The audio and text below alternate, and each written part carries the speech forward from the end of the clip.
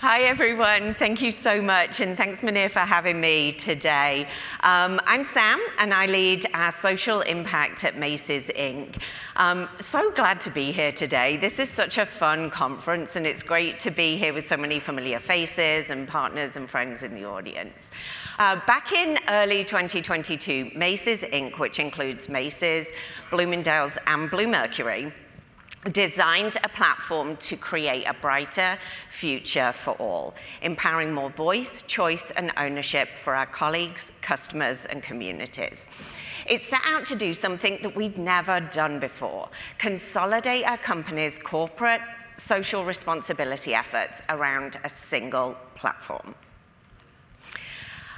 We launched with a bold commitment to direct $5 billion, that's right, with a B, of the company's spend to create a more equitable and sustainable future. So that's how I interpret purpose with precision. But it's really not about going big. It's about building a purpose that's right for your business and having the operational discipline to put the steps in place to deliver on your commitments. So over the next 15 minutes or so, I'm going to walk through some insights into the origins and journey of Mission Everyone, how we evolved our social impact strategy and partner portfolio, our results and learnings, and the fun bit, the open, honest, and necessary feedback that was shared to help us unlock the opportunities ahead of us as we embark on our next chapter of Mission Everyone. So throughout this, I'm going to focus more on the how. So a little bit like Munir talked earlier on about sharing the recipe. I'm going to avoid baking or recipe or food references through this, although I am imagining a cake as we go through this, because that is my love language. But let's get started. So, okay, let's start with the Mission Everyone origins and journey. So when we created Mission Everyone, it was back in 2021, 22. We were in a moment of transformation as a business and a brand. At the same time, consumers and employees were increasingly looking at how companies operate and not just what they sell. And let's be honest, the same is true today, and hopefully continues to be true moving forward. So we saw a clear opportunity to create a connected social purpose platform that really built on our legacy of corporate social responsibility. So let me walk through the framework that we used. So first, defined what purpose must do inside the organization. So we built Mission Everyone as a strategy and a framework that was firstly part of our business transformation, designed to build relevancy with our stakeholders, so our customers, our colleagues, our community partners, and our investors, act as a lens for decision-making across the business, strengthen a narrative on how Macy's shows up across the pillars of people, community, and planet, and inspire collaboration and innovation that fuels brands and functions. So, yeah, we were getting our social purpose to work pretty hard for us. We had a lot of expectations for it to deliver. So next, connecting the business need with the societal need. So we were really intentional about conducting research and really tapping data that we had access to identify where that real sweet spot was between a societal need and what Macy's as a business could actually play a role in helping to make progress towards. So first, we spoke with a really broad group of our colleagues. So everyone from, we have a network of about 1,000, we call them social impact captains. They're colleagues who act as ambassadors across the country, so we really needed their input. Our stores leaders, our CRG members, our ERG members, and then our customers, broad range of our customers, as well as external research to really identify what was that white space and that sweet spot. Okay, next, engage the right leaders as champions. So this is one of the most practical pieces of advice to share. You cannot sell in purpose after you've built it. So we started with our CEO at the time, secured his buy-in and sponsorship. and then quickly assembled an executive cross-functional group of leaders from across the business, from marketing, DEI, sustainability, supply chain, HR, procurement, and of course our stores. So really bringing the right voices and decision makers to the table at the design phase. And getting the company the size and complexity, I'm sure many of you work for big companies where there's a lot of complexity, that really was guiding the whole enterprise was really no small feat. Okay, so then of course we had to turn that strategy into an operational playbook. So our social purpose is mission everyone to create a brighter future for all. So once we developed that strategy, we did a lot of work to identify the right bold commitments, and we held hands on what we called our signature commitment, which was our $5 billion commitment. There was a lot of, have we got line of sight? Is the goal bold enough? Do we go higher? Do we go safer? But it really needed to be embedded and operationalized across the business. Easy, right? No. We had CEO buy-in and C-suite buy-in, which is a great place to start, but we also weren't the only new strategy in town. We were at a time when we were launching a new brand strategy, and across our stores organization that we really rely on to bring this to life, they were going through a whole new ways of working. So we really needed to break through. We had to identify the right channels and mechanisms to effectively embed Mission Everyone into the business. As I mentioned at the top, we were going through a period of business transformation. As many of you were, it was 21 when we started to develop this. This is a familiar story. But we did have the opportunity to embed into our cross-functional transformation program and our transformation office. That included many of the leaders that were in our working group. So through this, we were able to really tap into a weekly meeting cadence. Now, the solution being a weekly meeting cadence isn't necessarily the sexy thing, but it does embed you pretty quickly. And it is where innovation, decisions, reporting, and accountability rhythms lived. And that became a vehicle to embed and institutionalize Mission Everyone pretty fast across the organization. Okay, next, evolving our social impact partners and strategies. So as we honed our focus for Mission Everyone, we had an opportunity to really evolve our social impact work as well. In the past, we'd partnered with some incredible organizations, but there wasn't a through line, there wasn't that thread that really came through. So we moved from a partner-led approach to a much more mission-led approach. And with that, we moved into the most focused area of impact than we had in many years. And through our research, we identified that youth empowerment was an area of focus that we felt that we could play a role. But now, of course, is the really hard part, because building a new mission-aligned portfolio of partners meant that we had to have some pretty difficult conversations with our long-term valued partners. So it was important to us that we handled that with care. We really wanted to be respectful through that transition with early and transparent conversations, a really clear why we were making the change, and then including kind of resources and materials to be able to support. So step-down funding, materials that they could use immediately, and an open invitation for our time to speak to new corporate partners. So as we built out that diverse portfolio of partners, we looked for a few things. First, really strong mission alignment and a shared ability to tell the story of our impact together. If we wanted to be mission aligned, we needed to make sure that we had partners that could help us tell that story. Recognizable nonprofit brands, especially for those biggest retail moments. Our customers are such an engine for us to be able to support that we want them to be part of this as well. And then partners with national reach that can also show up locally, side by side and hand in hand with our stores, where so much of this work comes to life.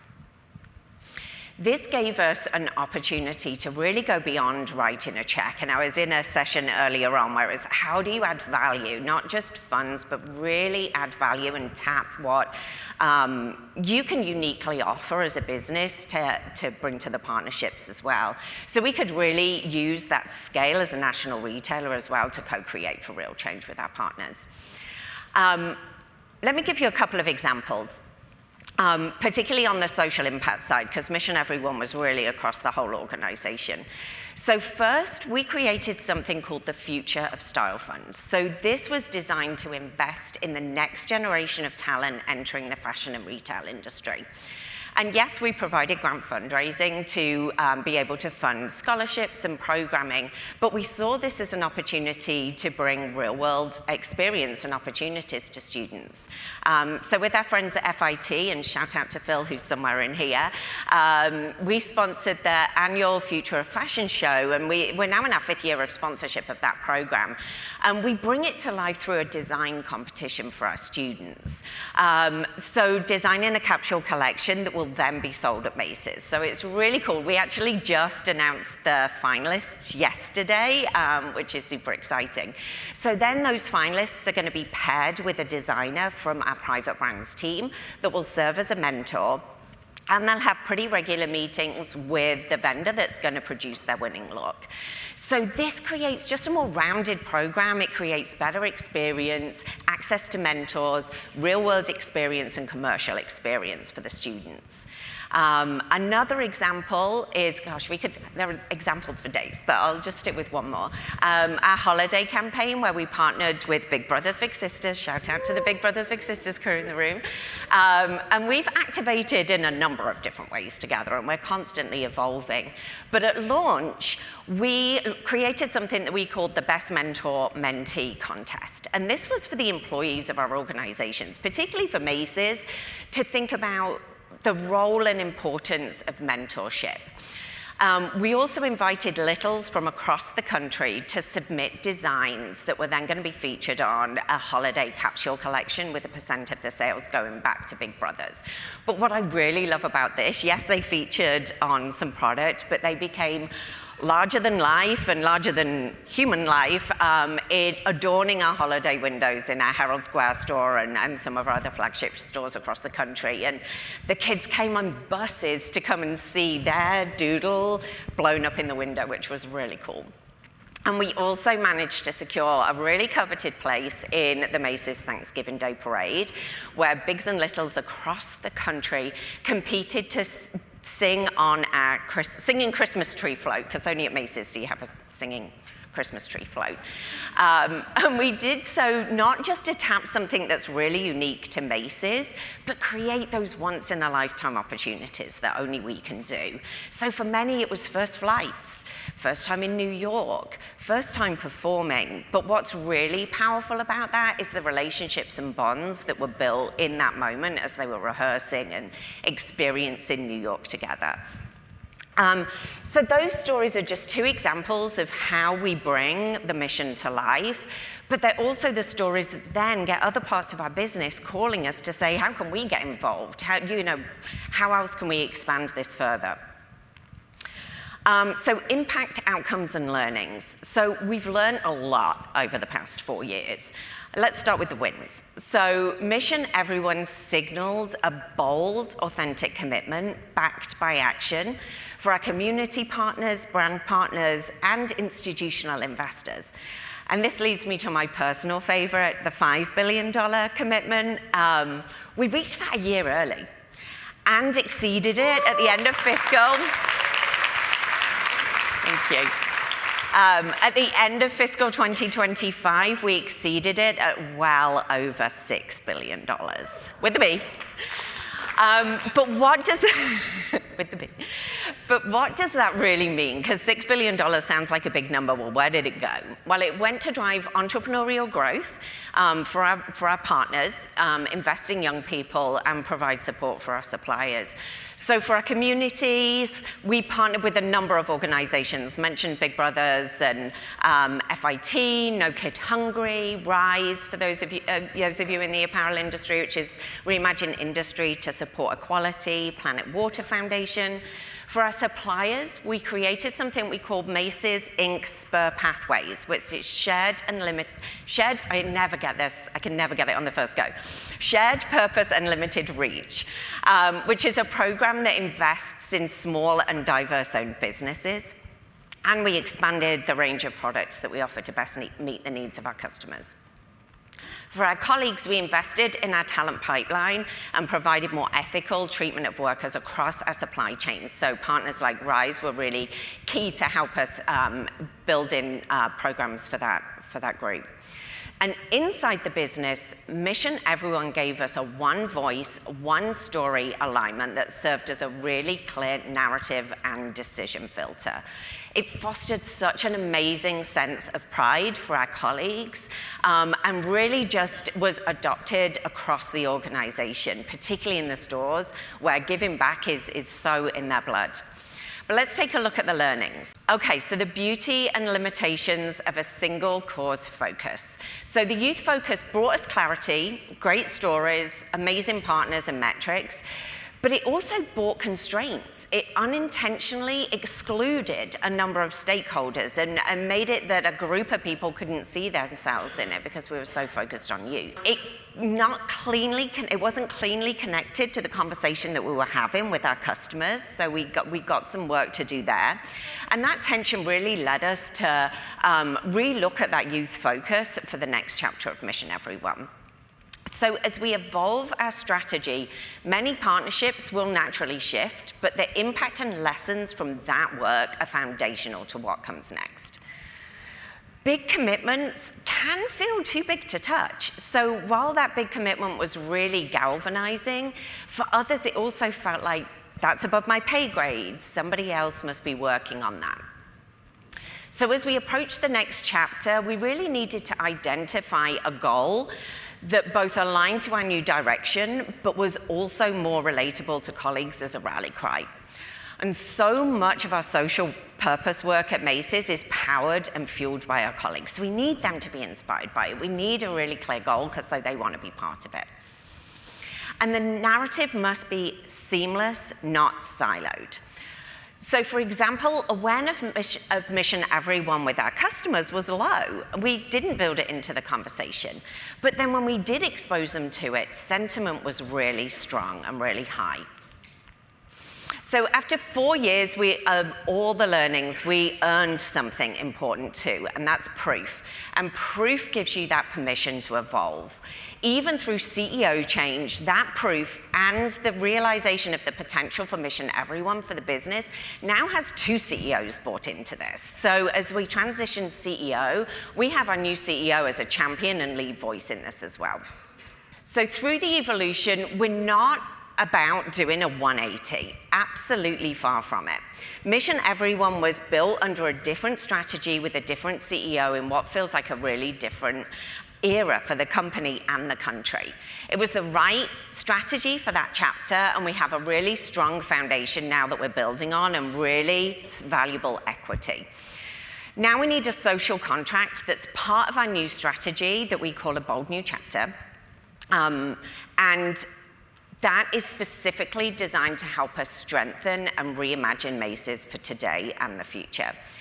So as we approach this next chapter, we again conducted really extensive research with those across the company, those who were close to Mission Everyone and those that were not, to give us really rounded, unbiased insights. And this helped us build a platform that is rooted in the Macy's brand, not the Inc. identity, emotion-led, inspiring connection versus being anchored in specific causes, community-focused, and seamlessly aligned with our consumer brand and messaging. And simple messaging for our audiences to understand their role in achieving it. And it's also interwoven in what we call our guiding star, which, as you can see here, sort of guides the entire organization, our purpose, our strategy, our brand, our culture, and our social purpose.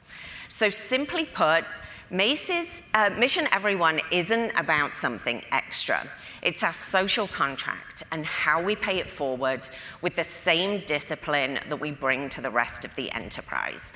And I have to give thanks to Phil, Kaylee, Munir, the one and only Munir. So Phil and Kaylee from, and many others at Public Inc. and the one and only Munir for really helping us to create this next chapter, which we launched just last week with the senior leaders at Macy's. And everybody just said, you know, kind of, wow, this next chapter feels like Macy's. And we're getting close to the launch with our colleagues and with the rest of our, with our customers next month. So we're super excited about that. Okay. So as I leave you, I just want to share a couple of parting thoughts.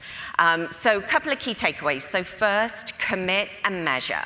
So pick a metric that you can actually manage, a metric that is clear enough to explain, measurable enough to track, and meaningful enough that leaders will care. For us, the $5 billion commitment with tracking that moved beyond aspiration into accountability. So before you announce any big commitments, ask yourselves 3 questions.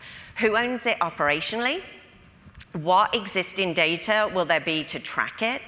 And what decisions will change because of it? If you can't answer those, pause the announcement, build the system. Second, build relevancy. Relevancy is the bridge between good intention and business performance. If purpose is rooted in what will drive your business, whatever that looks like for your business, brand trust, customer loyalty, colleague pride, and captures the interest of your investors, relevancy will never go out of style. And third, operationalize. If you can embed purpose into the business, it's not just a communications plan, it's also an operating plan. So find where those decisions, those accountability rhythms already live, whether that's performance reviews, planning cycles, sourcing processes, those transformation rhythms, and embed purpose there. That's how you'll move from storytelling to scale. So most organizations aren't asking if purpose matters anymore, but they are asking how to make it work credibly, consistently, and connected to the business. So as I leave you today, my challenge is simple.